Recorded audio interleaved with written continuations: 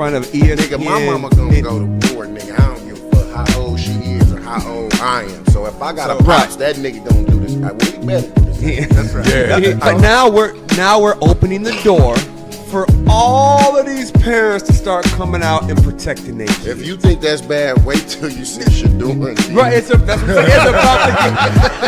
get worse. Dion already doing that. We all saw what we saw, and you know what we saw. That's elementary school. No. That's When you a teammate, he push him like, man, like, let's go. He push him like, get off of me. Get off of me. Get off me. No, don't touch me. Was it worth the $30,000? Now?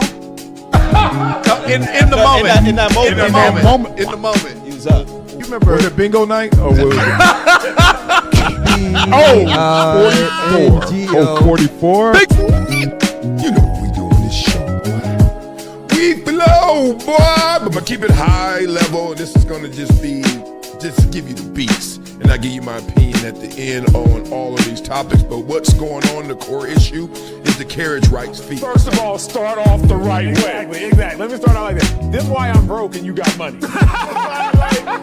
This whole Dak Prescott saga. What are those? On the field, I got metric after metric. He's a winner. Okay, he's number one in all categories for the Dallas Cowboys first 5 seasons.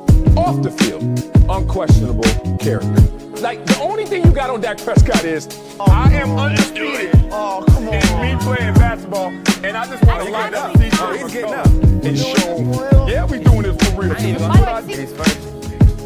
I want to go rebound. This one? Cut that up, man.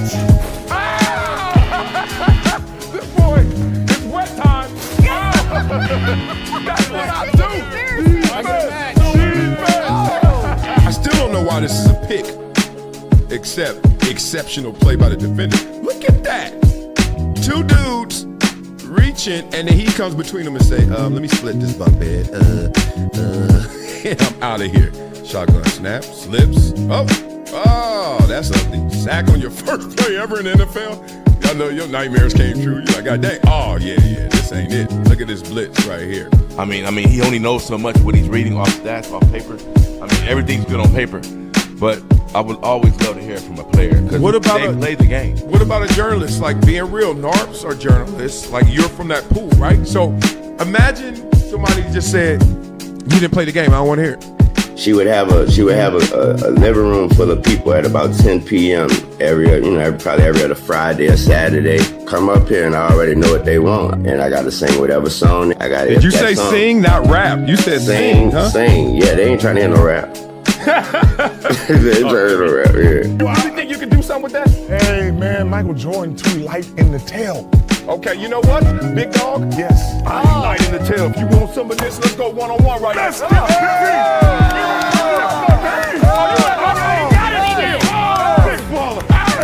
Everyone's playing the hits, but I'm a DJ. And one thing I know from my DJing experience is that you don't just play the hits.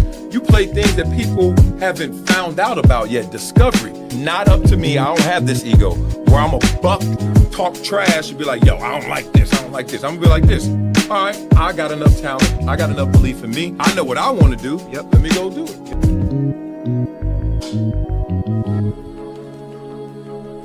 Blah, blah, blah. Yeah, buddy. We up early in the morning, dressed in green today, trying to get that money. Shout out to all you guys who are rocking with me. I know that this live is earlier than any other live in the world, but I get up at 3. So if I'm up at 3, you up with me, and we gonna rock this thing out. Love to everybody who's rocking with me. Shout out to my family first and foremost. I got to give them love because they still sleep, and they deal with the noise. That's not too much. They ain't hearing too much. Respect to all you guys. Jesse Powell Jr., good morning. You trying to catch 10 minutes on your work break. I like that. You better put them AirPods in. Everybody lets you do that now. That's like social norm. You can have them in and they ain't even got nothing on. But really, you're listening to your boy. Do what you do, dog. Don't get fired on your day off. Love to you guys. And Curtis McBride, good morning. Good morning to you as well. Brand new. What's crack-a-lackin' Maggin? You up at 3:30. Damn it. I can have millions and millions of viewers if I just went a little later? I know everybody's asleep. Oh, well, we ain't. So let's get into this, man. We got a good show today. Everybody always says that, but I don't always say that because sometimes the show ain't good, but we going to make it good. So let's start off right here with this news. You know how we always start off with some little tidbits. Jake Paul faces suspension post-Anthony Joshua fight for this reason. Now, I hear a lot of y'all talking about clickbait, man. That's clickbait. And I didn't know what clickbait was until I got into the internet fully, and then I realized, oh, that's when you, like, put a title out there and you know you just trying to get everybody to click on it, and when you do, it's kind of some empty calories. It's a lot of ways you can interpret it, but basically it ain't what you think it is, right? That title is misleading. I think people get really irritated with that, and you keep doing that, you damage your brand. You stop going to Yahoo Sports. So in a shocking turn of events, Jake Paul's boxing career has come to an abrupt halt. The YouTube sensation is facing an indefinite suspension from the sport after his December 19th match with Anthony Joshua. I was like, they caught him with the loaded gloves. What did he do? He was on them roids. The much anticipated face-off between Paul and Joshua ended in a knockout. We saw that. Paul's suspension has fans wondering what's next for the 27-year-old. See how they keep you here? Time spent, right? And then all of a sudden you see what it really is about. Florida Athletic Commission has suspended Jake Paul indefinitely from boxing after suffering a knockout loss to Anthony Joshua. Can you hurry up and say it? Stop regurgitating. A report by Damon Martin of MMA Fighting states that the decision stemmed from a double jaw fracture he sustained during the fight. Wait a minute. What? As per the suspension, Paul requires medical clearance before resuming his boxing career. Man, stop playing with me. They suspended him because he got his ass whooped. That's it. They was like, hey, you can't come back until we know you good, like really good, because this ain't it. I was like, oh, they had me with the headline. Can't lie. Y'all got caught too. I got clickbaited too. Okay. Next story is this story right here. According to the New York Times, here is the cost of doing business in the portal this year. Okay. And before we get into that, let me just pay off this Jake Paul thing one quick. You know I like to talk about everything. I like to talk about everything and everybody. I think it's a weird place to be in this world when you do that because people think you hating or people think that, they ain't got the same energy for you. They don't speak to you. I'm like, I didn't ask them to. I talked about them. You know what I mean? If I talk about Donald Trump, I ain't saying Trump ain't talking about me. If I talk about Denzel ain't talking about you. What? And the funny thing is, most of the people I talk about, I actually talk to in real life. Or I know them in real life, but it's just like, I ain't asking them to, you know. Yesterday, Jimmy Butler, Sebastian Maniscalco, two people I know. I talk about them on the show. They ain't talking about me on their show and their comedy specials. It is what it is. So I just want to kind of clarify that because I'm going to talk about everybody because that's just how I'm built. I walk into a classroom, everybody get these jokes. So one thing about Jake Paul, we got to put some respect on his name, and I hope this really gets through to y'all. Hey. That dude has helped boxing. Every single boxer needs to, once they get off of their knees and praying to God, need to stand up tall and say salute to you, Jake Paul, because he has brought the interest back. Two of the top 5 boxing matches of this century, Jake Paul included. Jake Paul involved. Ain't that crazy? I mean, Floyd got 2, he got 2. That's crazy. That is next level. All right, let's get back to this topic. Money, money, money. This is why y'all be yelling at them damn Pop Warner games. I ain't stupid. Money. This is why y'all be always woofing. Talking about my baby good. Your baby all right. Your baby a man child. Your baby ain't hit puberty yet. If you telling me how good your kid is before puberty, and I look at the mama and daddy and I realize they ain't went through puberty yet, don't talk to me about your kid. It's just the way it goes, okay? You know, a lot of ways you don't want to look at it, but it's like cattle, you know? It's like horse studding. Like, you look at athletes, you can see. It's just like that. So why does that matter? People always like, he good, though. Yes, you can be an outlier, and good luck. It's already an outlier to make it to the league. It's already an outlier to be in this article and get NIL money. You're already an outlier. You want to be a double outlier? Really? I think you're just a liar. You know what I mean? So here's the thing. Love your itty bitties, but just love the process. Love the journey. I know it sounds so corny. I know it sounds so prose and poetic, but it's the truth. Because your kid, if you don't love them for the journey, you love them for the destination, you're setting yourself up for a rude awakening. Me too. Anybody, whoever falls victim to, he gonna make it. He gonna, no. Because they're gonna get to a level where Your son is going to be as good as somebody else's son in Idaho, somebody else's son in Louisiana, right? They're going to be good. And then all they're going to do, and they did it to my boy on my team, Columbia football, Rory Wilfork, better football player than me, hands down, not even a conversation. I could take you in the film room. You'd be like, damn, who that linebacker? I like him. But you know what happens? After all that film work, they turn the lights on. They walk out of there, and they go straight from the film room right to the weight room. And then they say in the weight room, we got a height measurer. Remember the old school scales you had to step on? You had to go like this. You know what I mean? And they had that height rack that pulled up, right? How tall is he? How much he weigh? And immediately judgment. It's almost like, oh, let me hear. Tell me about old girl. Oh man, she look like a Jackson. She look like Janet Jackson. No, she don't. She look like Freddie Jackson. It's almost that serious. It's that simple. Like they just, as soon as they say height and weight, immediately something different. Immediately. Oh man, she fine as hell, man. She this and that. She from Compton. Okay, all right. I'm gonna go out there and visit her. Oh man, she fine as hell. She from Columbia. You mean the country? It's just different.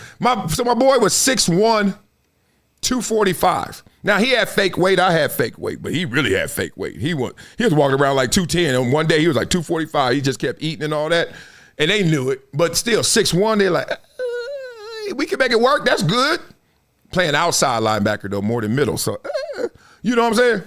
If he was 6'4", 6'6", oh my God. If he's 6'6", he going before me. He's 6'4", he going with me. He was better than me. But then they was like, all right, 6'1", 245, cool. We know, they go to every school. They go to Montana State. They be like, yeah, we got that. Mm-hmm. Outside linebackers playing 6'1". Wiley, get on the scale. Wiley, get on the scale. I get on the scale. 282. How tall is he? 6'4 1/4. We're drafting him. It's just that simple. No. After that, they walk to the track and they say to run. He ran a 4.59. I ran a 4.61. They're like, no. It's just a formula, guy. Like the DOC said, it's a formula. So basically, here's a formula to how you get paid with all that going on. Quarterbacks, you get $1 to $4 million. Now, even this is not specific because look at the range. It's a $3 million range. And more importantly, some quarterbacks ain't getting a one. They're getting $800,000. You know, this ain't like written in stone and then they send it by fax to every damn team and say, you must pay him $1 million. That's just their average, between 1 and 4. That means somebody else is making 5 or 6. Them Carson Becks out there is making 5, 6, 7. You know what I mean? Point being, all right, if you're a tackle, just like the NFL, you make a little less than the quarterbacks, but you still making some dough. 600 to 1.3. Not bad compared to when y'all were free. Y'all were free 99. Now y'all eating. This is all, if you look at history, if you go off of historical amounts paid to kids, this is all found money, free money. It used to be where you got books and room and board and some free shoes. Now you're getting that and $600,000, okay? Running back, $400,000 to $900,000. Wide receiver, the money position. See how that a little higher than running backs? I don't know why they somebody didn't graduate. They were putting this in order and then they flipped the order book. Do you? It should be tight ends, $300 to $900. Here's one thing. Let me give you guys a cheat sheet. If you got you a kid that's playing basketball, every weekend, let him watch a football game, even if he don't want to play. And then as soon as you can, get him into flag football. Not tackle, just flag. Because a lot of you failed basketball players can play this position right here, tight end. I just saw one. He's not failed. He's playing overseas in Europe. Baller, too. Played high school football, but then college basketball, pro basketball overseas. And I told him, I said, dog, I was just watching you play. And look, he's looking to find a team right now. And I said, well, if that doesn't work, you need to go to an NFL training camp. He was like, man, people keep telling me that. I was like, well, stop listening to people. Listen to me. Go. I remember Antonio Gates, day one. Antonio Gates, day one, didn't play college football. Day one, since he was a third stringer. You know, he just got there undrafted. They put him on the bottom of the depth chart. And I'm the starter. So sometimes most times starters go against starters, you know. And then sometimes you go against the bottom of the depth chart, right? And sometimes it's against the twos, whatever. This was bottom of the depth chart versus starters. So I had Antonio Gates like first reps. And I remember sizing him up. I remember talking. I was like, hey, man. I said, where'd you go? He said, Kent State. I was like, oh, okay, cool. Talking that talk, whatever. But then there's segregation in sports, especially NFL. And, offense over there, defense over here, by positions, all that. A lot of discrimination. We love it. So I'm looking at him. He looking at me. I'm looking at him. I'm like, he don't look like athlete. He looked like a big dude. And that was it. I was like, all right, he a big kind of tight end. Say it, Hood. I'm not lying. That sucker did a wiggle. I remember it. There's two things I remember. LT's first play in practice and then Antonio Gates' wiggle. I was like, that's kind of good for a chunky little dude. What? That was it. All I was thinking is like, whoa. And then he, that first year he balled and then he just kept balling, and it kept getting crazier. But so if you got a basketball player, chances are NBA is the hardest to make. I'm just telling you. Baseball's the windiest, longest road, but you can make it. Basketball, good luck. Good luck to you. You know what I mean? 30 teams, they only keep 15, and the last 5 really be on 2 ways and all that crazy stuff. Basketball, tough. But you could be an insane athlete in basketball, but not good enough. Terrell Owens, Julius Peppers, Tony Gonzalez, Antonio Gates, Jimmy Graham. But then go to football, and you damn near Hall of Fame, if not Hall of Fame. That's it. Edge rushers, me, us, 500,000 to 2 million. Let's eat, baby. Go get that quarterback. Go get that quarterback. It's hard to find us. It's hard to find 6'4", 6'5", 240, 250, 260 that could bend that corner, get busy, ask the quarterback who is he. It's hard. Interior D lineman, okay. 500 to 1.5. Ooh, wee. Fat boys eating. You imagine? Oh, now they cute, girl, huh? Now they on campus. Oh, look at him. Who? Pudgy? Yeah, Pudgy rich. Pudgy is now Buddy. Oh, man, running that campus corners. Get your money up. Ugh. Y'all work too hard to only get a meal. Yup. Nigga, I'm saying only. It's relative. 250. You imagine being a corner, you get 250. You on a team with a dude that get $1 million at your same position? It don't feel the same. It don't hit the same, right? That means every time y'all go to pizza, he could buy 4 times and you only buy once. Safeties. What the hell safeties making that much? Same as corners, a little off the top. So that's what they saying in college football. That's the general parameters when you walk around here saying, I'm about to get paid, cuz. I'm about to eat, homie. About to go up there to UCLA, you know what I'm saying? Shoot, get my money off Sunset, homie. Real spit, homie. Eat, homie. I can't imagine an 18-year-old walking up to me talking about, this month I made $100,000. This month. And he still got room and board and all that free. Yeah, it's wild. Beat it up. All right, so who's in these comments right now? Oh, I got to say hi to, number 1 in the chat right now is Curtis McBride. He said, we can't agree to disagree anymore. It's your either with me or you against me attitude folks have now. That's crazy. Yeah, in general, I get caught up in it too. I'm not going to lie. Most people are not the personality of the internet, right? Most people on the internet are more negative based. They got to talk in extremes, absolutes. They hate you or they love you. That's not real life. In real life, people come up to you. They want to talk nuance. They want to have conversations, right? They want to hang out. They want to meet at the bar. They want to go to dinner. Real life. Even if you disagree, people are like, hey, let's talk. A little more. Now, I will say in general, it has changed over the years, right? Because you get rewarded. This algorithm, everybody's into social media. Every 5 seconds you have, you in a waiting room. You check in. I went to the doctor yesterday. Shout out to my surgeon and my homie and my doctor, Jason Snibby, who hooked your boy up, got me that new hip. Check out my post. I put my titanium hip up there. And then obviously it's next to my natural hip. My natural hip look weak. Like, damn, God, what happened? 51 years later, what's up, God? And they got this man-made titanium up in there. And then I had to put this big emoji because, no lie, I was about to post it at first. And I looked. I said, that's my print. That's my manhood print. I just saw 3 things. I saw a pole and 2 balls. And 1 strike. And I was like, no. You can't see that. That's only for Anna Marie. So I was like, no. So that's up there. But the point is, you go into the waiting room, checking in. Hey, I'm here to see Dr. Snoopy. Oh, yeah, fill out this paperwork and sit down right there. Cool. You fill out the paperwork, give it back. You waiting a couple minutes on that phone. And on that phone, it's skewed, right? The things that jump out to you, it's all a business, as people know. So it just jumps out to you, the things they want really you to see, the things that's going to trigger you. right? Bad ain't good. So that's how the game goes. So don't get lost up in that matrix. It's silly. It's silly. All right.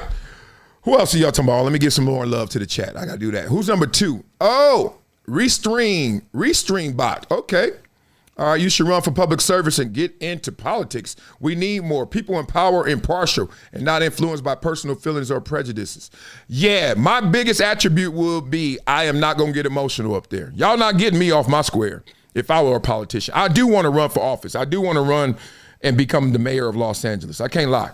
I'm putting it out there. I don't know when. Maybe 2028, definitely by 2032. I got to figure out the path and all that. Only thing that scares me, no lie, I tell you what's attracting me to it and what scares me. What's attracting me to it is politicians usually suck. Like I know enough of them. There's some great ones out there. I love Andrew Yang Gang all day. For all y'all think I'm MAGA, I'm really Yang Gang, but do you? I like Donald Trump. I've never had a bad encounter with Donald Trump. Say what you want. But from persona, I don't know all of them. I've met Hillary Clinton. I've met Bill Clinton. But by persona, most people, I met President Obama several times. Got to chop it up with him. Most people, I just know their mental makeup. I know their intellectual capacity. Man. It's the minor leagues. You know why? Because everybody who's really a qualified candidate typically doesn't want to raise their hand and do it, or they get destroyed in the process because they don't have the machine behind them. So you got to have the DNC, the RNC behind you. And how do you do that? You got to play a certain game. You know that game. That handshake game, that smile game, that fake, that game. I don't mind playing that game because it's really sincere for me. But here's the thing I don't, what's attracting me is I know I can beat out them in terms of IQ and in terms of EQ. Like I'm not going to get caught up. It ain't that serious. Like I'm here for the politics, but I'm here really to serve the people, and the people come first. See, I'm already sounding like one of them, right? People over politics. I ain't going to let y'all beef. Democrats and Republicans, we ain't beefing. We just disagree and move on. So that's what attracts me. I can actually bring all 4 corners of the room together, both sides together. What deters me is, Lord, how many dinners I got to go to?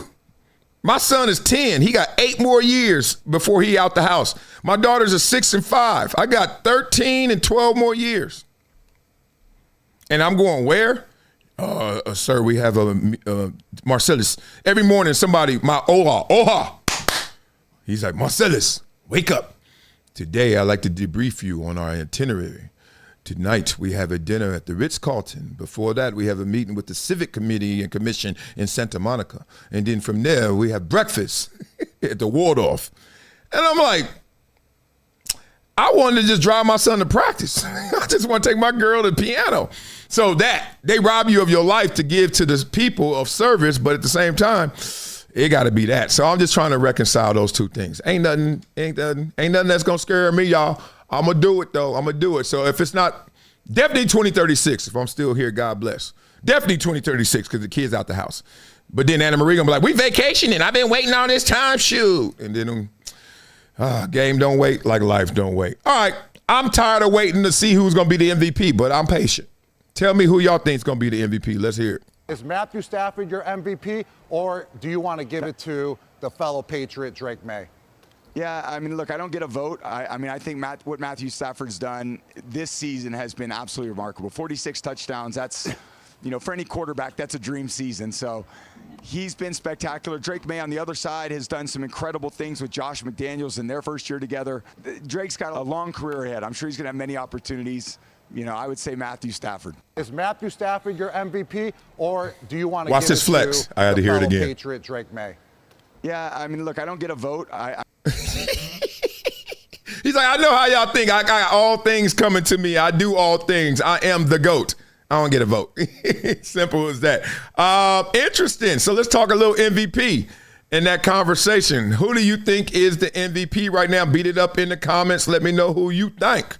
Let me try and make this a little bigger, because right now, this is what they think. If you go to Polymarket Sports, the odds are Matthew Stafford. Okay, we got Matthew Stafford Prohibitive favorite. Look at that, 63%. Then Drake Maye is 36%. Then if you CJ Stroud, they saying don't show up to New York. Don't show up. Where's the honors? Is it always in the city where the Super Bowl is? I think it is. So that means it's going to be in Santa Clara, right? Aaron Rodgers, love you, big dog. Don't show up. Jordan Love, look at that, less than 1%. What the heck? Like, dang, they got like 0.3% each one of them. Anyway, that's the top 5. So right now, the conversation is who's going to win it. So on this show, we have a little fun. Let's look at these big heads. Let's look at them. That's what she said. Hey, big head. Mm-hmm. All right, that's Drake Maye on the left, Matthew Stafford on the right. Ding, ding, ding, ding, ding, ding, ding, ding, ding. And now let's see who is winning the face-off. So they both played in every single game. Didn't feel that way, especially for Matthew Stafford. That sucker. Came into the season, wasn't supposed to play every game, but he did. Remember, he tapped out in the preseason because of his back. He had a bacchiotomy. Now he's good. Okay, good. All right, completion percentage, which matters. Why does this matter? How efficient you are with the football. Well, y'all stop trying to argue against stats. I'm getting tired of this. I'm tired. Look at me. I'm only talking to the 2% of the haters who don't like stats because they don't support what you like, which is that player.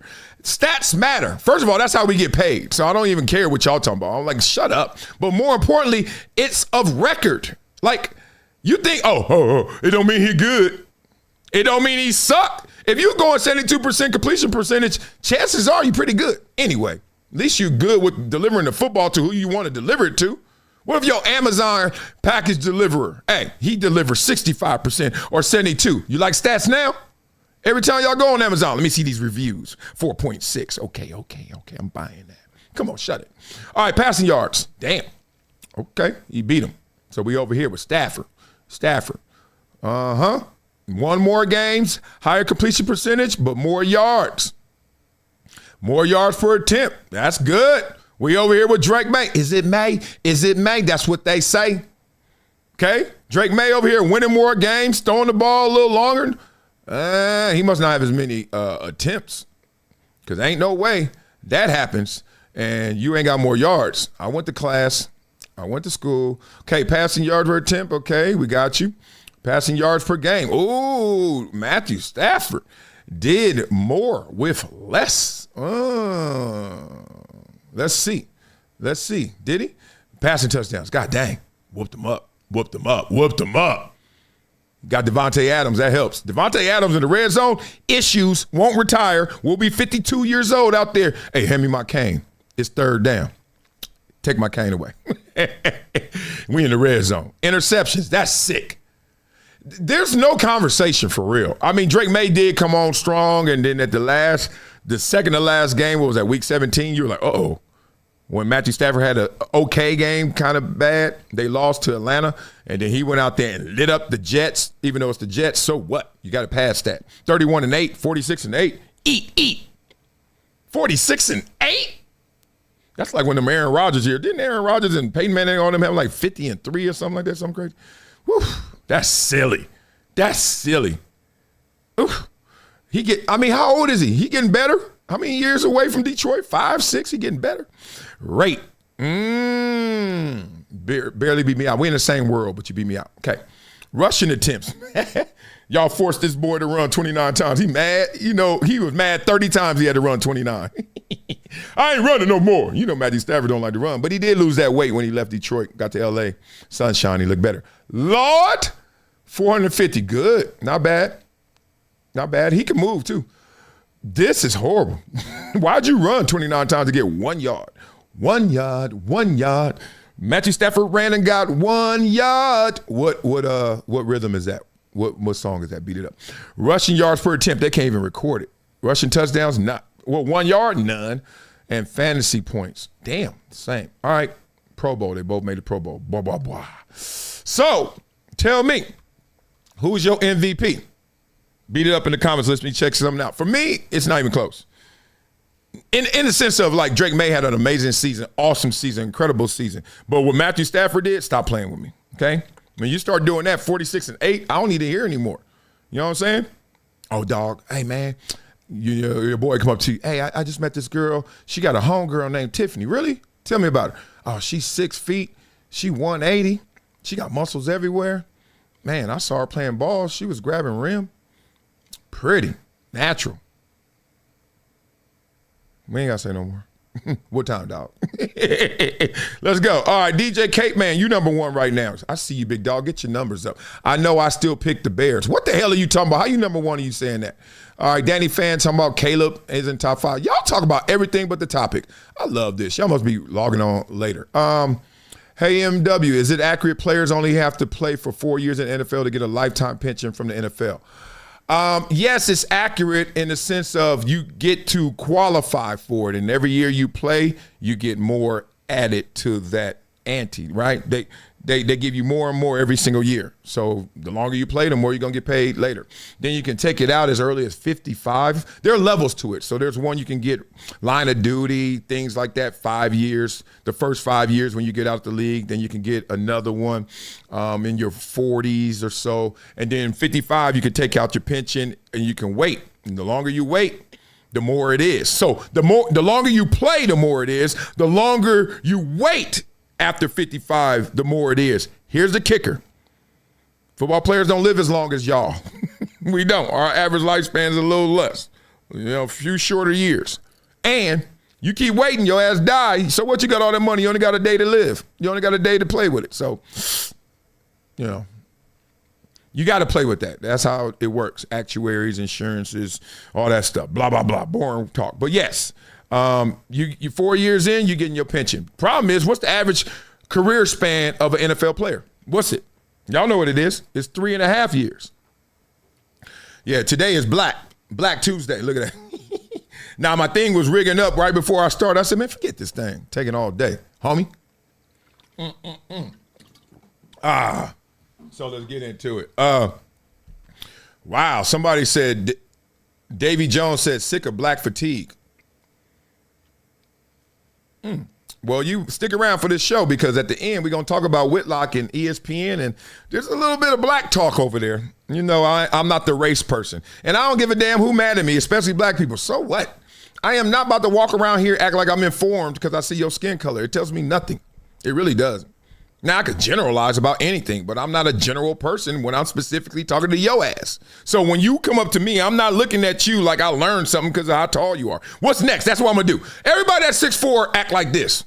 Everybody that weighs 280, 290, all right, 300. Everybody who weighs that, act like this. No. So why is it your color you going to act like this? I don't know nothing like that.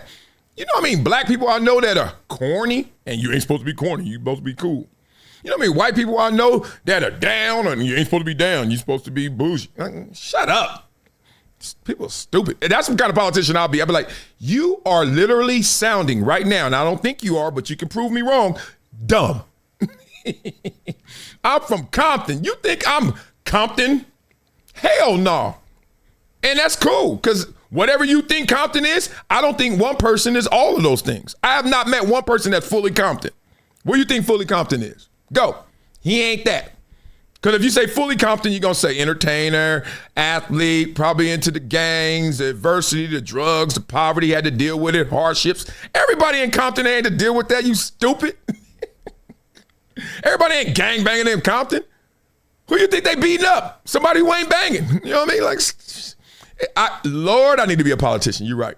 People are stupid. And then they walk around here and get mad at you because you ain't as dumb as them. Where's my press conference? Let's have it. Okay, and here's another thing. People always want to discredit somebody. So I'm interested because I think Chris Canty is really good at what he does. He's insane. However, the headline said, are kickers football players too? I wonder if they're football players when you're sitting there on your knees praying to God saying, I hope he make it. Think he's a football player then, but let's see what Chris got to say about it. That was a disgusting football game last night. Okay. Yuck.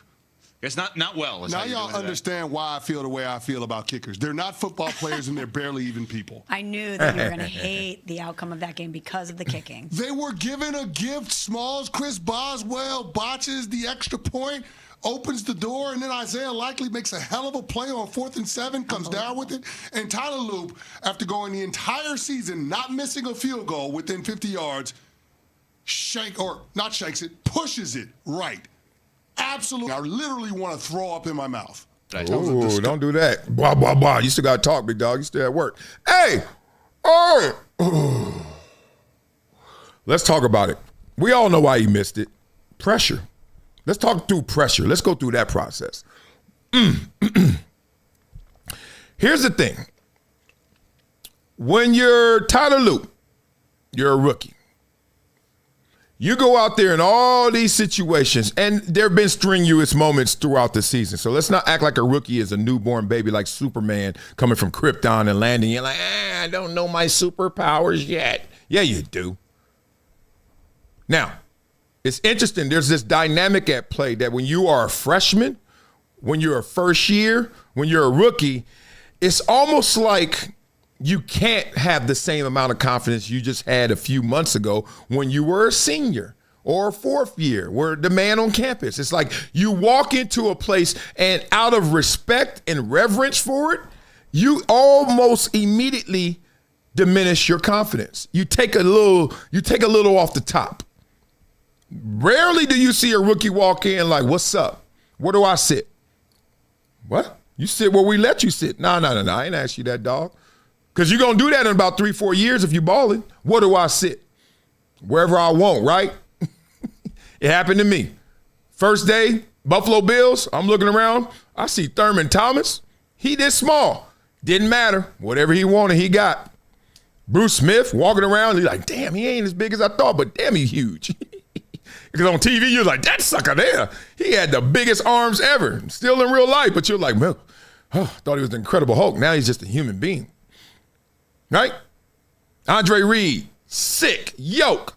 And guess what they were doing? It was an 8 o'clock meeting. It's 7:58. Nobody's in the meeting room except us youngsters. And we don't know where to sit because we don't know where the vets at because they ain't in the meeting yet because they ain't got to be there early. 7:59. You like, yo. So then you just sit down because you're like 8 o'clock coming out. Coach going to walk in here. Let's say it's Wade Phillips. Hey, guys. Hey, guys. He always say, hey, guys. Right? And you're looking around like, this is pressure. You're looking around like, what do I do? 7:59.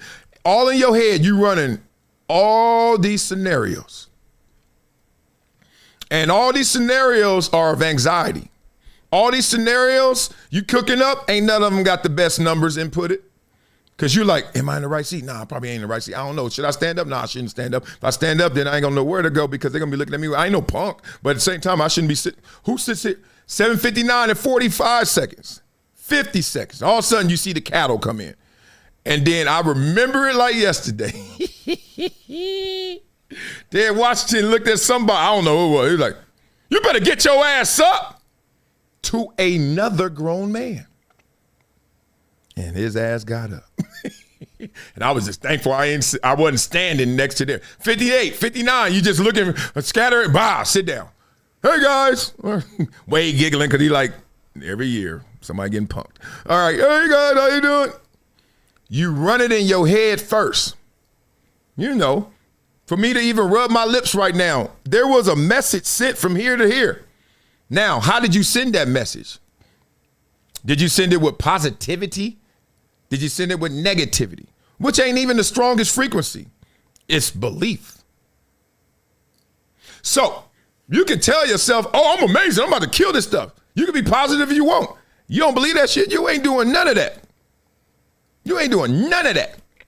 You can luck up and get this and that, but everyone, it's like an irregular heartbeat. Yeah, most of the times it's on beat, but a lot of times it's off. You're going to be off. So what happens is if you are Tyler Loop in that moment, not even the moment is happening when you got to jog on the field. 5 minutes into the game, you starting to run these calculations. You starting to say, dang, all right, we got the ball. We up. Okay, we're going to get, but ooh, they're going to score. If they score, then how much time left? And then, ooh, it may come down to me, blah, blah, blah, blah. So you start running all this. All of a sudden, everything that you imagine, just like you, when you got a job interview at 9 a.m. and right now it's 5:45 and you sitting there like, you up earlier, boy, you anxious, you're excited, your body's on alert. Not normally on the same alert. This is not your normal conditioning. You're in a different space, okay? You're in a different place. You attacking the same thing differently. Don't believe me? Okay. Run 100 yards, football field. Run it. Go. Not bad. Kind of long, but okay. Run it back. Cool. Not bad. Now, run fives. Y'all ever run fives? This is fives. Run up 5-yard line. Come back. Run up 10-yard line. Come back. Run up 15-yard line. Come back. Okay? Feels different. Why? No, we only going to go up to 100 yards. Right? So you'll probably stop at the 30. I remember we used to have to do these. And coach was like, what you complaining about? You just ran 100 yards, but you ran it different. You like, your legs fall off. Suicides, whatever they want to call them, right? You can literally say, how long is these suicides, these 17s, right? And then add that up and do that one time straight ahead, it feel way different. Because now you over here, every single thing you micro measuring it, every single thing you going through every scenario. That ain't normal. That ain't the norm. That normally it's like do.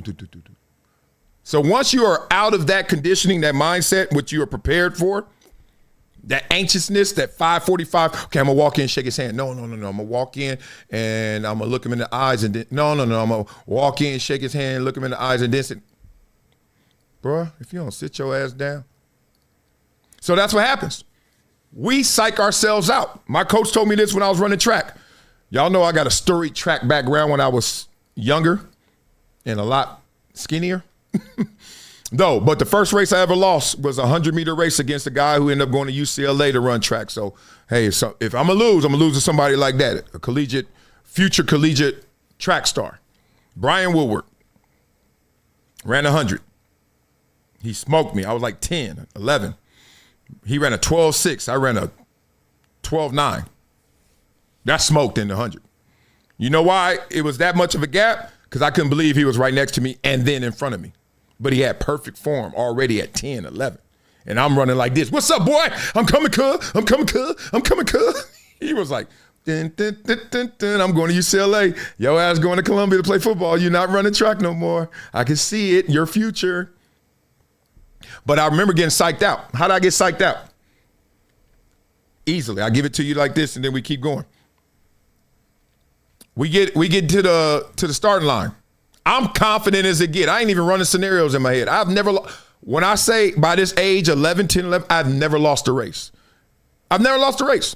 And anybody, beat your uncle, your cousin, before school, light pole to light pole, bush to bush, car to car, never. Not saying I'm the fastest kid in the world. I just didn't race people way out my range. I ain't race no college track athlete. I race your uncle who was just having 2 Michelobes. You know what I mean? Smoked his ass. I raced you. You 10? Psh, you ain't got a chance. Dog, I won nationals. How in the hell a 10-year-old on my block gonna beat me? You know what I mean? Move. So I'm smoke. Then I get into this meet. Long Beach State. Show up, black track. Put my hand down. Run up to your mark. I'm looking around. These suckers getting in starting blocks. I was like, what they doing? Like they on TV. You know, it's like when you see a little kid with too many wristbands. You be like, man, this fool ain't no good. To your mark.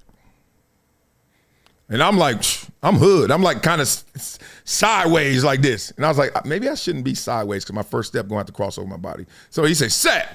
Then I squat down and I'm looking like Everson Walls or something, like some old ass cornerback in the 80s. And I'm squatted. And then he go, pah. And immediately I saw a flash of blur. And that was Brian Woodward getting out them blocks. And no lie, I got a picture somewhere buried of him coming out the blocks, full extension, front leg, yeah, fully extended, ass clenched, whop. And he like this. He threw that damn back arm forward and that front leg was there. Oh, no, it was his front, yeah, that way, the other way. That's why he beat me. He knew which way to do it. And I'm like, you can see me in the picture just going like, please move, foot. He smoked me. Pressure. And I got psyched out. My coach told me, he said, hey, good race. And he's like, I'm hurting. I'm kind of crying and kind of like, I lost. He was like, man, stop. He said, you got psyched out. I said, what do you mean? He said, you ain't run your fastest. I was like, no, I know. He was like, why didn't you run your fastest? He's like, forget if you won or not. Why didn't you run your fastest?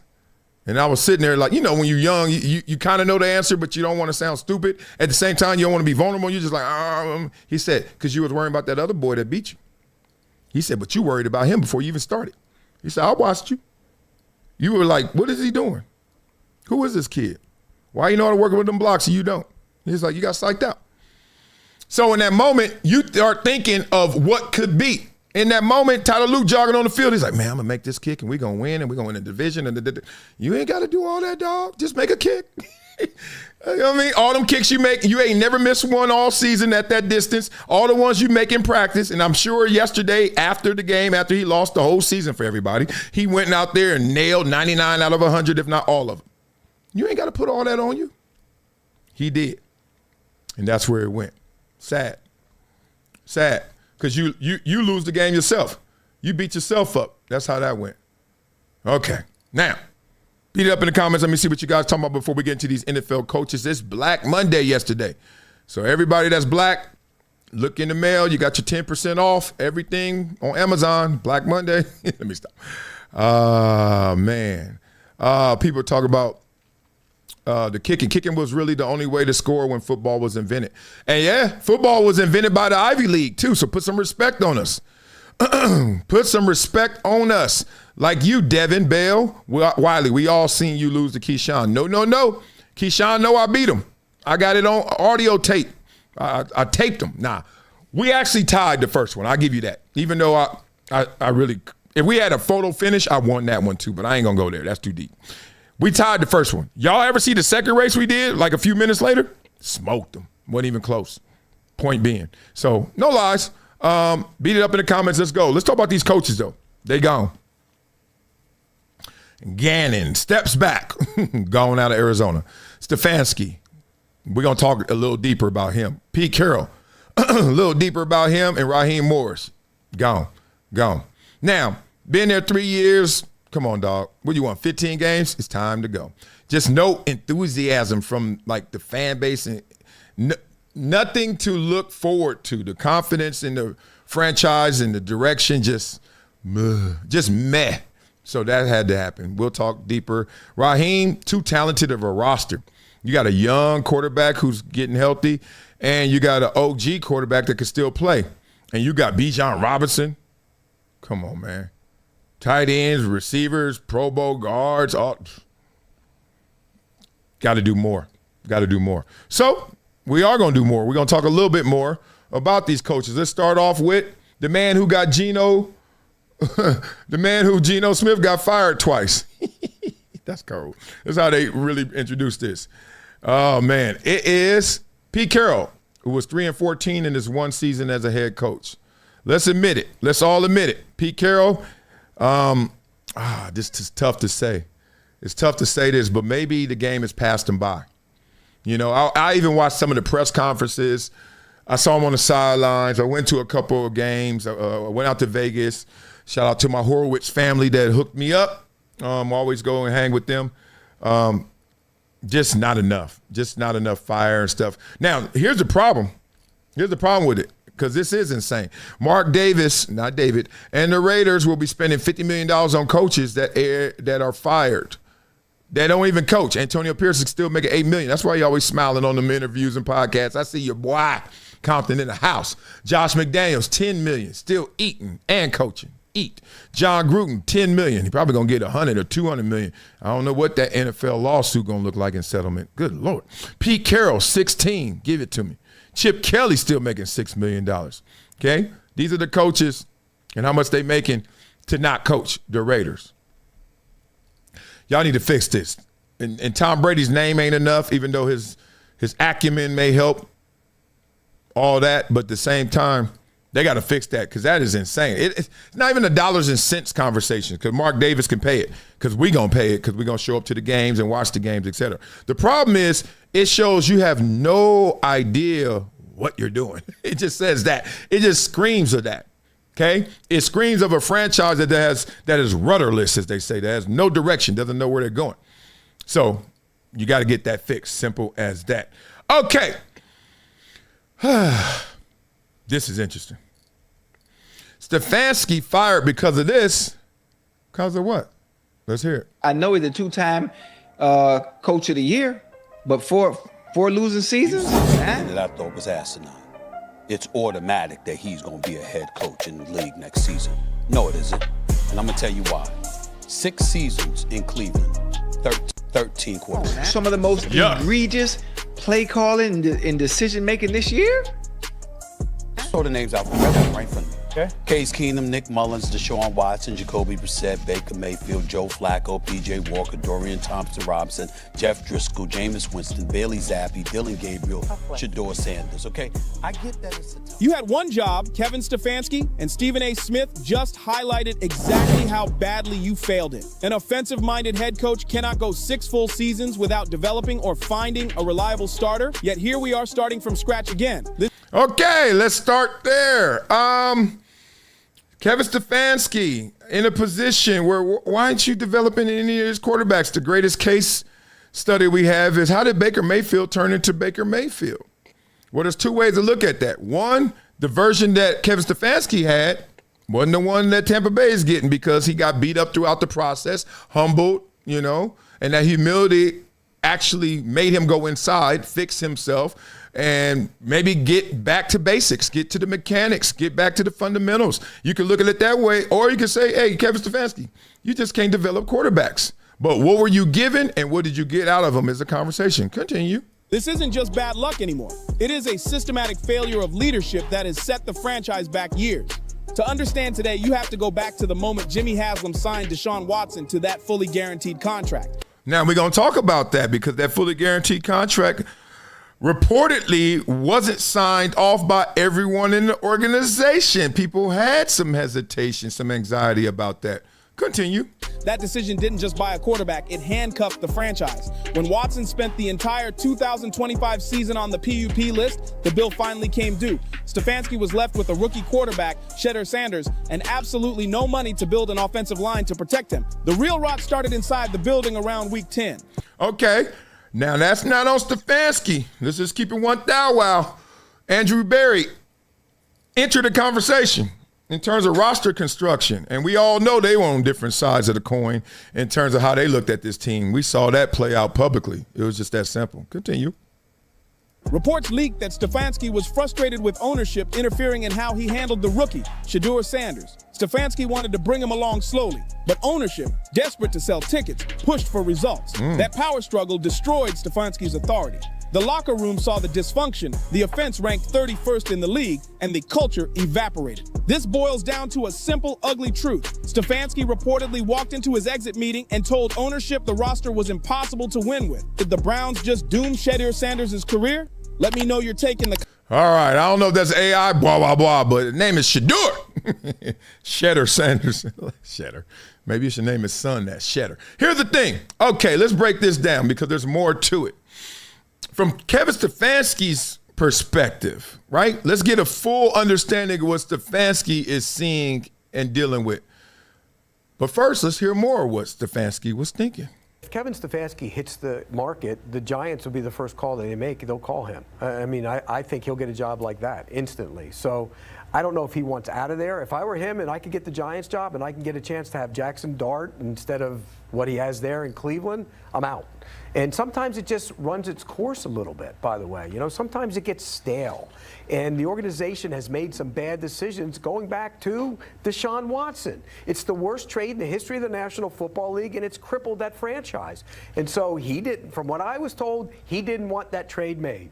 And so he was saddled with Deshaun Watson as his quarterback. It didn't work. And now they have that mega contract. They gave up all those draft picks. And this is the situation they're in. If I were him, I'd want out of there, and he will get a job like that. Blah, blah, blah. So imagine that. You don't want a star player because you're like either A, I don't see the same level of shine in that star, or B, he's a great player. He just wouldn't work in our system, which is a run-dominant system that's what Stefanski wanted when he had Nick Chubb and all that. Hey, we're going to run the ball, some play action, let's go. Deshaun Watson seemed like he wanted a little more open of an offense. At least that's what he ran in Houston, it seemed like, right? Deshaun Watson was a star, not so much the running game. So if you're Kevin Stefanski, you're like, yo, you bringing this guy in. Think about it. You're bringing this guy in. I'm trying to tell you it's not the match made in heaven, but go ahead. He a star. Star is a star. But so is it on me, the onus on the coach, to change up my style and philosophy to accommodate him, or is it on him to buy into what we're doing? Either way, it didn't work. So it didn't work because look at this. Even though this is not the worst record I've seen from coaches that have been fired, but it's still not good. It's still a losing record. 11-5, bang, bang. You set the tone. Then that's a losing season, even though it's close. Then that's a losing season that's not as close. Then we bang again. So soon as they start doubting you, bang again. Then it's, that's weak, okay? So that's Kevin Stefanski. Remember, imagine how he feels. Forget the 2-time head coach of the year stuff. It's like, oh God, everyone knows what our problem is. Offense. Our problem is I was an offensive-minded coach, guru, whatever you want to say it. I had a certain way of doing this. Y'all threw somebody in here because you want to splash, and if it turned out because nothing came from it. You want to splash, we got nothing out of Deshaun Watson so far. You can say that's my fault, and I can say it's your fault because you didn't listen to me from the hello. Now, we're going to go from splash to now you see Shedeur, you see Cash. I want to bring him along slowly. Why? Because I think he needs help. I think he needs development. Ma, you hating on him. You don't like his daddy. You don't like your father-in-law is the reporter that he threw water on. What? I just think he needs help. Well, Dylan Gabriel ain't much better. Matter of fact, he worse. Well, we drafted Dylan Gabriel. I missed. Andrew Berry missed. You missed. You signed off on it too. Okay, so far. But he needs development as well. But Shedeur needs more. You don't believe me? Okay, that's fine. I ain't out here to try and prove nothing. But look, I will prove it. But first, let's go back to what you gave me. What I got. What I had to deal with. This is hilarious. This is crazy. He had 30 games with Baker Mayfield. And look, I see Baker Mayfield from afar. And, you know, I've talked to him. I saw him last summer. We chopped it up. I think Baker Mayfield really, really benefited from being humbled. You know, like Johnny Manziel looked like he would have benefited and got the most out of Johnny Manziel if he were truly humbled. He wasn't humbled. He just got in trouble, right? He just got in trouble. He just got off course. Humbled is different. Like you're going to be in the same lane. You're trying, but bring it down. Go inside. Notch it down. Baker Mayfield, I think this experience really made him look at it like, oh, this ain't Oklahoma doing the Dougie no more. You know what I mean? This is NFL football, bruh, and it's a struggle bus. So I think his attitude adjusted. Say what you want. I think Baker Mayfield really, really benefited from those struggles, but he still struggled. Deshaun Watson, 19 games. Come on, y'all. This ain't the same guy. Now, you can say that those lawsuits and all of that public shame really affected him. It feels that way, but also just being in the wrong system, which his coach already said, it seems, this ain't for him, right? This ain't for him. Not every quarterback matches the system, okay? Jacoby Brissett, now we get into quarterbacks, you like, ooh. Joe Flacco, not the Flacco from Baltimore, but okay. Jameis Winston, Shedeur, Dylan, DTR, PJ Walker, Case Keenum, Jeff Driscoll, Nick Mullins, Bailey Zappi. All I'm going to say is this. Whenever I want to know what somebody really did, how good, bad, and ugly it is, like Max Kellerman used to say, we always used to go here. When you're watching a heavyweight fight, and you're like, man, dog, I don't know who won. Oh, man, y'all battling, you losing your voice, you arguing with your boy. Here's how you do it. Simple as this. Who would you have rather been in that fight? Who would you have rather been in that round? I don't know who won that round. Ding, ding, ding. I don't know who won the fight. Who would you have rather been? That's the guy who won. Like, you want to be the one that looked like he got beat up and he got beat up and all that? No, you want to be the guy that, yeah. So that's how you answer it instead of saying, oh, he got this many punches, so this one, that. Who would you have rather been? When they say ding, ding, and they holding up both hands because they act like they both won. Okay? Would you want to be Kevin Stefanski one more time with this? Admit it.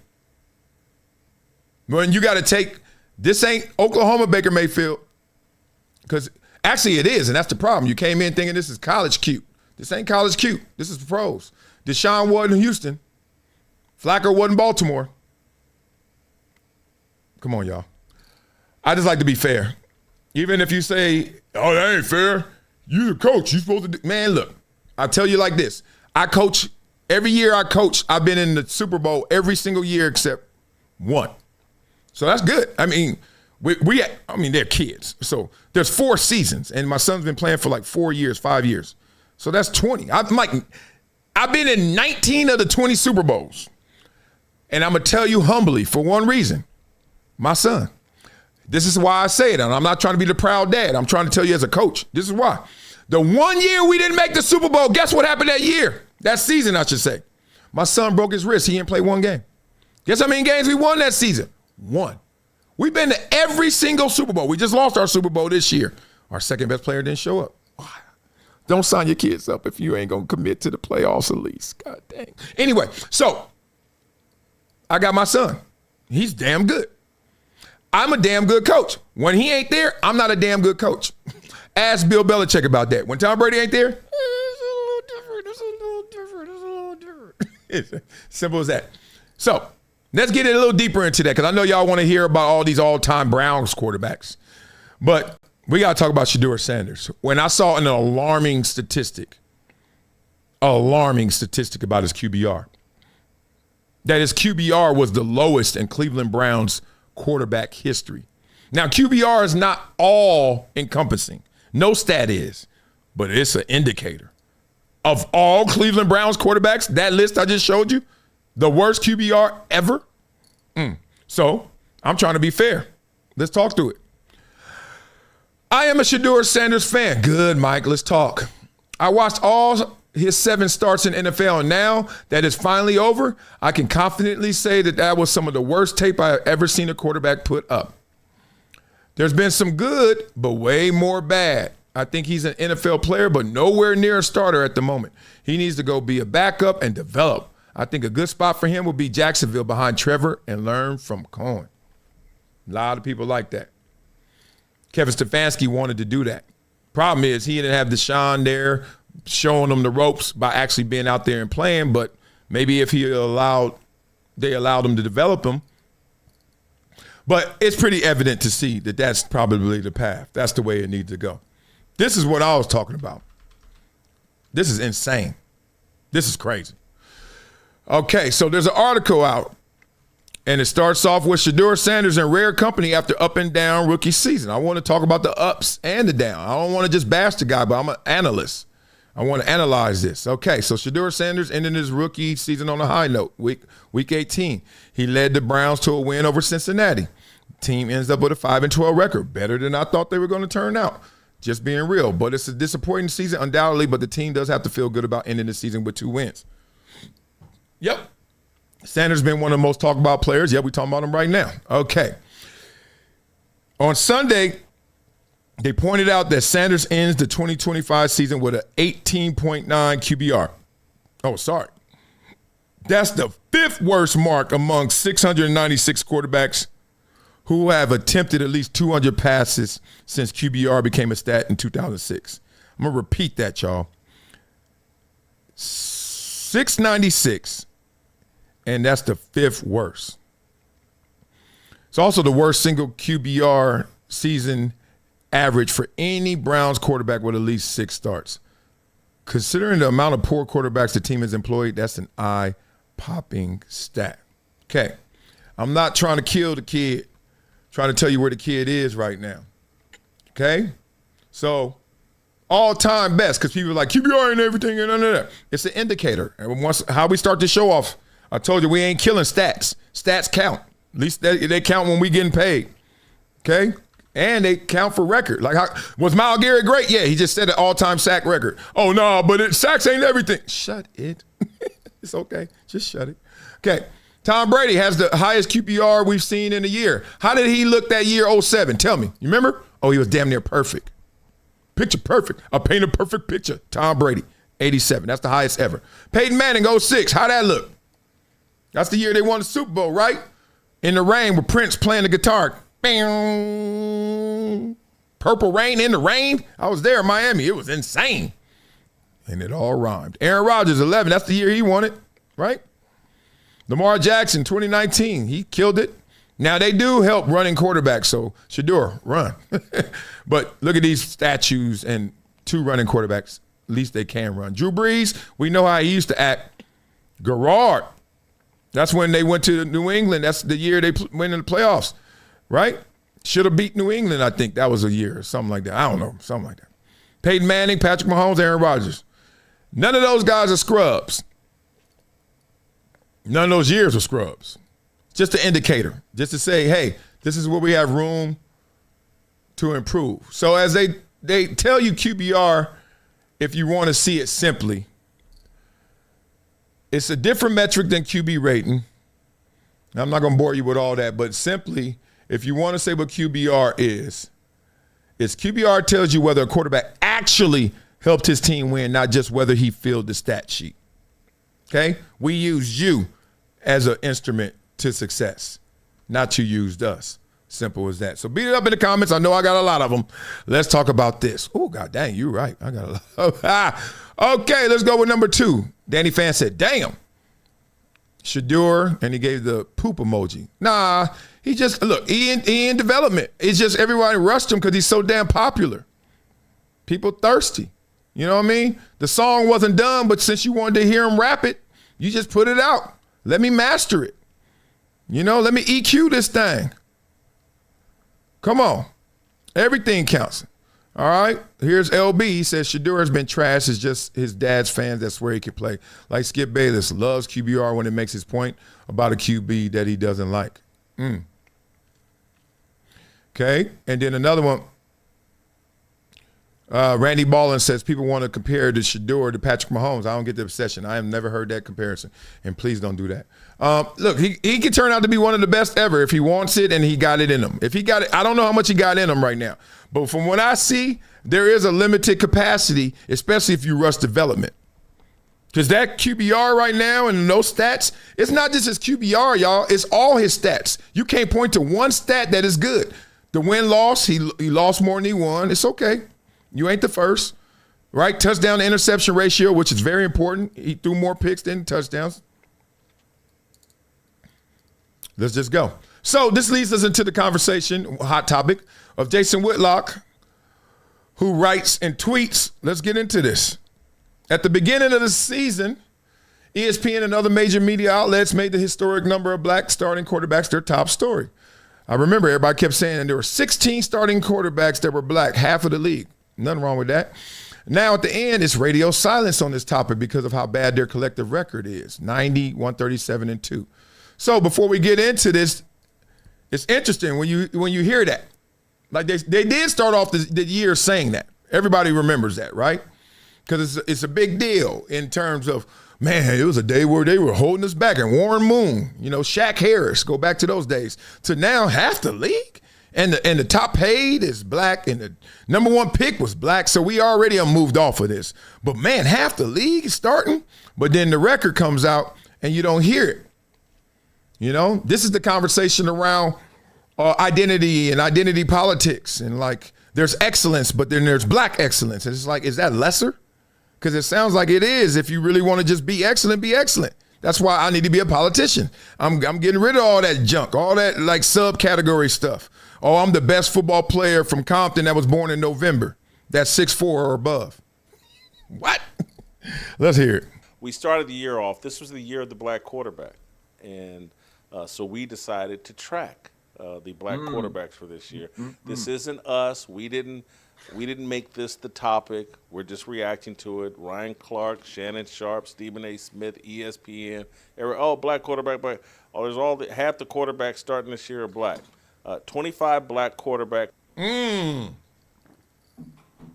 Before they may break this down, but I want to see it. Good Lord, Jacoby Brisket. He looked thick out there, man. That's woof. They don't say enough, but I didn't know his record was 1-11. Yuck. Okay, Jaden Daniels, he was hurt, but still. And remember, Cam Newton got lit up for saying he might have a sophomore slump. That includes injury. Woof. Justin Fields. Oh man. It looked like he was going to do something with the Jets. That got tricked off. Tyler Huntley. Okay, that's good.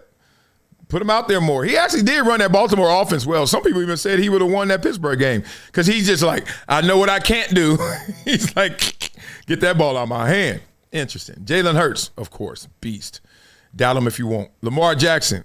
First losing season. All right. Josh Johnson. Okay. That is not a black name. Let me stop. 1-1. Trey Lance, 0-1. Jordan Love, okay, baller. Patrick Mahomes, losing season. Is that his first? Kyler Murray, 2-3. Yikes. Chris Aladokin, yuck. Michael Penix, hurt, yuck. Dak Prescott, close, but yuck. Spencer Rattler, 1-7. Shedeur, 3-4. Gino, ugh. Get over there with Jacoby Brisket. CJ Stroud, okay. And that was interesting. CJ bounced back, boy, because it was starting to go a little CJ South. Tyrod Taylor, 1-3. Cam Ward, yeah. But he showed. He showed. They got a horrible team, though, right now. Caleb Williams, eat. Malik Willis, nope. Russell Wilson. Russell looked scared. I can't even lie. I hate to use that word. I know he ain't, but he just looked like y'all done booed him so much, he done forgot football. Jameis Winston. All that fun and all much we love him is still 0-2. Bad team. Bryce Young. Okay, Bryce. Not a loser. Continue. Started a game this NFL season. 19 black quarterbacks started at least 3 games this season. 4 of them posted winning records: Jalen Hurts, Jordan Love, C.J. Stroud, and Caleb Williams. The overall record for the year of the black quarterbacks, 90, 137, and 2. That's a winning percentage of 39%. People listening to my voice right now, Whitlock celebrating black quarterbacks. No, I'm not. I'm not celebrating. I'm saying the focus, the ESPN-led focus on this topic started out the year, and everything first black quarterback to do this and do that. But when the actual results come in, all these people go quiet. They have nothing to say. They didn't track this all season. It was the biggest story coming into the season, but once the results started coming in, everybody fell quiet. These people need to shut up and quit colorizing all of sports and making it some black-white racial issue. We know that black guys can play quarterback. We know they can win MVPs, Super Bowls, and all that. Please shut up about it. Quit forcing it down our throats. It's not a big deal. And the way you all discuss it is not healthy. Doesn't help these quarterbacks. Blah, blah, blah. Oh, man, colorizing the quarterback position. Obviously, there was a time where that was necessary in discussion because you were trying to talk your way out of reality, which is there weren't any black quarterbacks, and then there was a time where there were so few and they had to deal with so much adversity. Let's talk through that. We're not there right now. Obviously, present day, we're not there. We haven't been there in a long time, actually, if you really want to go there. Let me just tell you how it worked for me, and you tell me how it worked for you. When Doug Williams won that Super Bowl, even though in that moment I was young, I'm 13 years old or so, I'm not thinking that a black quarterback can't win a Super Bowl. I don't know how you think it. I'm not thinking he can't. I'm just thinking he has not, right? Simple as that. I never had that limitation, never had that low ceiling of thought, even though I didn't see that many black quarterbacks. Wasn't even really colorizing the position. Be real, my favorite players were Eric Dickerson, black running back, and John Elway, white quarterback. Never thought about it, but they made a big deal about Doug Williams doing it and got in and won the Super Bowl, and I said, hip, hip, hooray. But whatever glass ceiling there was, I was like, what? Because immediately following that, I'm watching me some Randall Cunningham go to war, even though he didn't win it all. I was like, he insane. I'm not thinking he can't win it all or he won't win it all. I'm thinking he insane. With that defense, too, I was like, when they going to win it? They're going to win. Oh, they didn't. Right? You start going there. You continue, and then you start seeing the money come in, and then all of a sudden you look up and there's a Mike Vick experience, one of the craziest manias in NFL history. You couldn't go into Nike Town. You thought it was Vic Town. Matter of fact, I think they called it Vic Town. Went to Atlanta one time. I was like, this much love? Number 1 overall pick? Come on, y'all. But the colorization of it comes from the fact that, to me, it really is a hindrance. It really undermines the esteem, the collective esteem. It undermines what you're supposed to have in the sense of pride if you are black and proud, the last thing you should be walking around here is counting, we got another starting quarterback. You're like, duh. Like, what do you think? We supposed to be happy? Thank you for another quarterback. Like, the highest paid players in the league, who are they? Black players. Number 1 pick this year. Number 1 pick all the time, damn near. Black player. Black quarterback. Black quarterback. So when I hear this, and I remember hearing it in the summer, they were like really proud. And I've had this discussion with many analysts, and some agree with me, some don't. But the ones that disagree with me always say, look, if you're the first to do something, you should celebrate it. And I give them that. Even though I'm not even tripping. But I give them that. I'm not that type because I don't need associations. I don't need references. I don't need that type of inspiration. I don't. I never looked around and said, what I want to be, I need to see somebody that looks like me, reflects me, or is from where I'm from so I can do it. I never put my dreams to a zip code. I never put my dreams to a likeness. I was just dreaming it.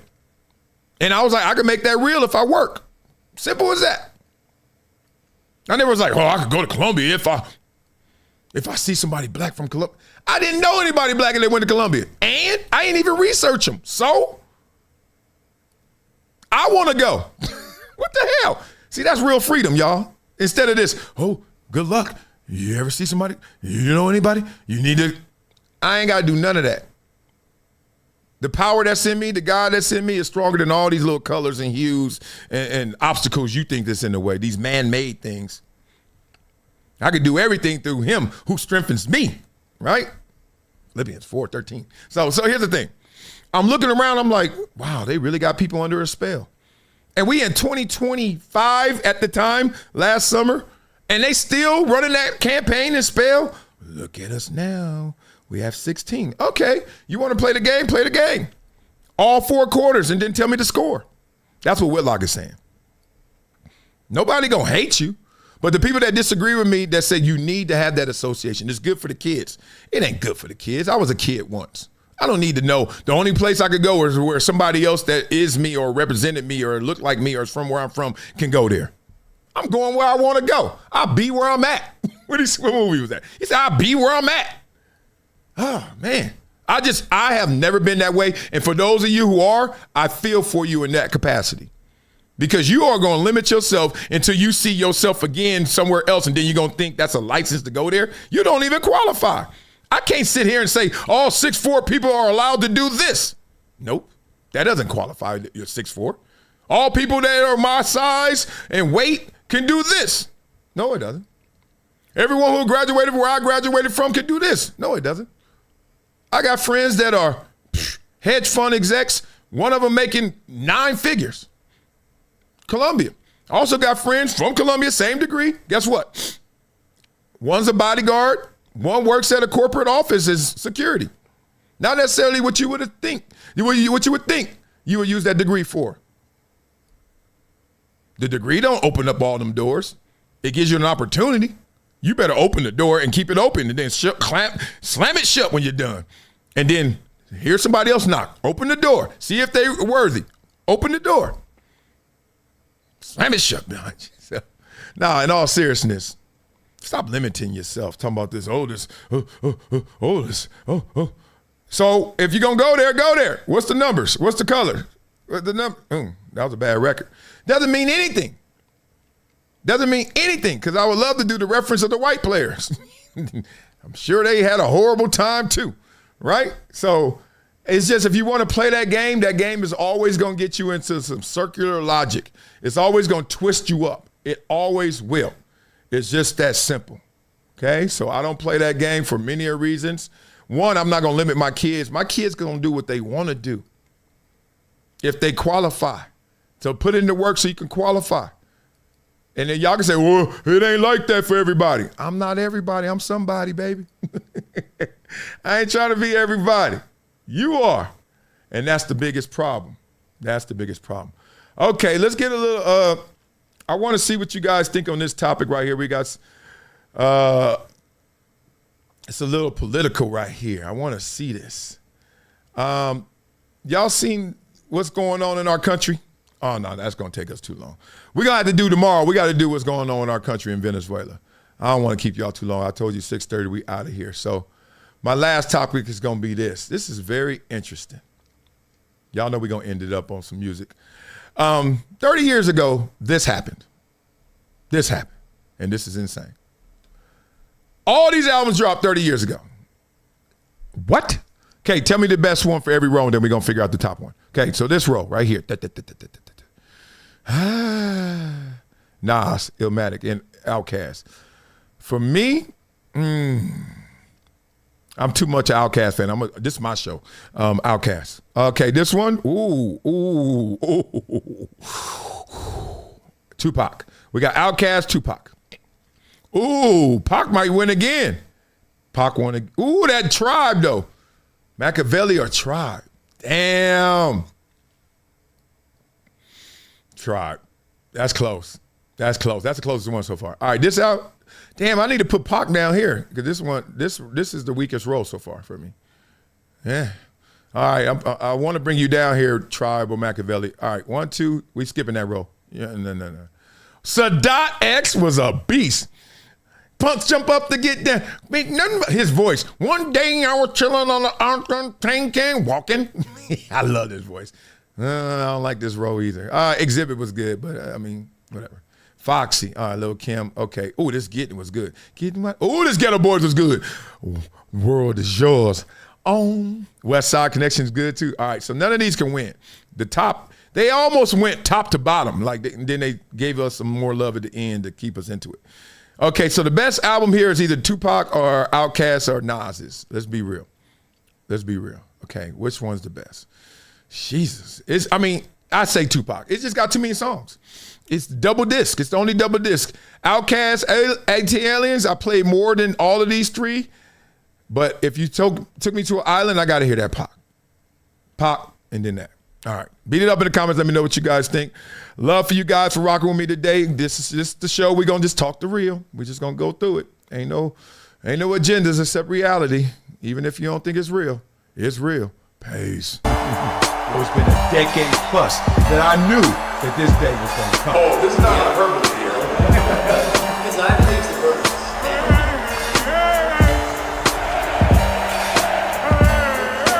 Time to hydrate. Hydration's the situation, so.